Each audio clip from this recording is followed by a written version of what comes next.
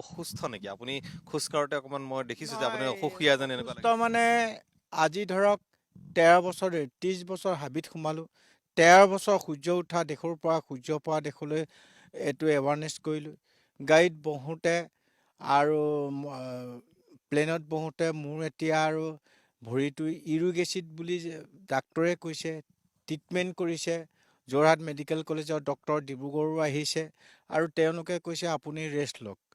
সেইকাৰণে এতিয়া ৰেষ্ট ল'বলৈ এই সময়ত বিশেষকৈ এই ছিজনত দেশ বিদেশৰ ছাত্ৰ ছাত্ৰীবোৰ আহে, তাহাঁতক লৈ মই অলপ ভৰিটো যদি দুখ পালেও মই খোজকাঢ়ি কাঢ়ি তেওঁলোকক এইটো শিক্ষা দিয়াটো মোৰ কৰ্তব্য। থকালৈকে যিদিনালৈকে থাকিম তেওঁলোকৰ লগত থাকি সেউজীয়া পৃথিৱীখন সেউজীয়া কৰি ৰখা উদ্দেশ্যৰে মই তাহাঁতৰ লগতে থাকিম। মই আনৰ কাৰো লগত নাযাওঁ মানে। টাইৱানৰ ৰাষ্ট্ৰপতিগৰাকীয়ে সংগ্ৰহালয় এটা বনাবলৈ এইটো দিছে, দি এইটো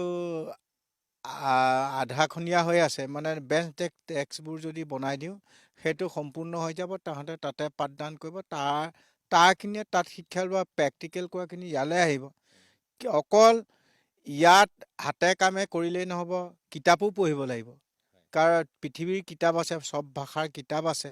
সেইকাৰণে মই ভাবিছোঁ আৰু সেইখন সম্পূৰ্ণ হৈ গ'লে আমাৰ ল'ৰা ছোৱালীয়ে পৃথিৱীখনক সুৰক্ষা কৰাটো মই খুব তেওঁলোকৰ ওপৰত আশাবাদী আৰু তেওঁলোকে কৰিব, মই যিটো যুঁজ দেখিছোঁ। সেইকাৰণে ভাল লাগিছে। আৰু এতিয়া জন্ম মৃত্যুটো বিবাহটো কোনো ক'ব নোৱাৰে।